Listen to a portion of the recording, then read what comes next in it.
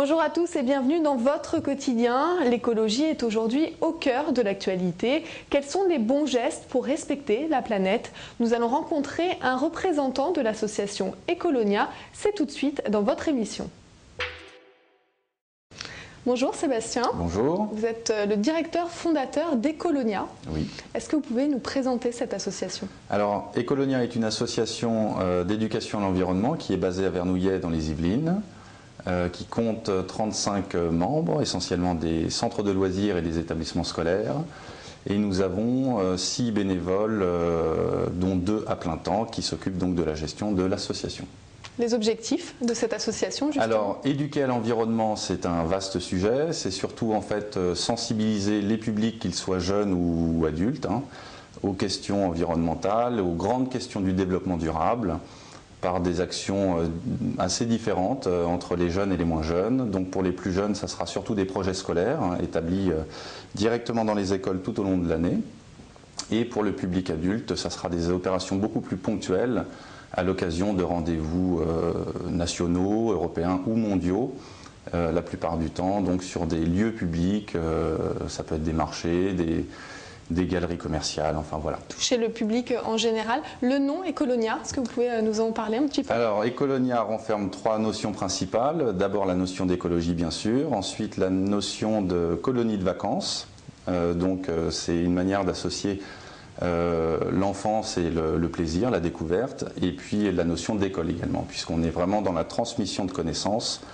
Voilà, donc trois piliers pour ce nom Ecolonia. Comment vous est venue cette idée? Pourquoi les enfants? Pourquoi cette éducation à l'environnement? Est-ce qu'il y avait un manque selon vous? Disons que le problème de l'environnement est posé très largement dans les médias. On est tous conscients aujourd'hui que c'est un enjeu prioritaire. Pour le public adulte, si l'on voulait changer les choses, on aurait de lourdes habitudes à modifier. Donc c'est un chantier qu'on n'a pas abandonné, mais on sait que c'est surtout auprès du public jeune que les messages doivent être transmis aujourd'hui en vue d'avoir tout de suite des comportements adéquats, ou en tout cas plus responsables par rapport à la nature, puisque ce sont de futurs citoyens consommateurs.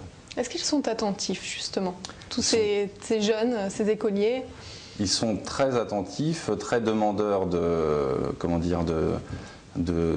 messages, d'expériences, enfin très gourmands, j'ai envie de dire, de tout ce qu'on a à leur proposer. Oui.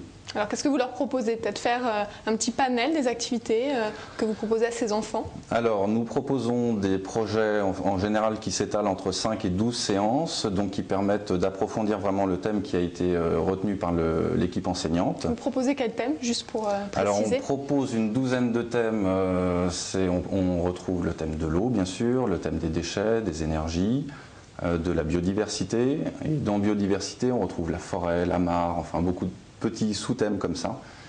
Donc ce sont les enfants qui choisissent leur thème? Alors en général, c'est l'équipe enseignante qui essaye de choisir un thème qui est en rapport avec son projet de classe. Donc notre intervention comme ça s'intègre dans le mouvement qui a été lancé en début d'année. Et nous intervenons donc directement sur le lieu de l'école, à la fois de manière théorique, enfin on a toujours un premier temps théorique, pendant lequel on va apporter des connaissances fondamentales. Donc, si on prend par exemple le thème des insectes, ça va être les différents ordres des insectes, l'alimentation, l'habitat, la reproduction.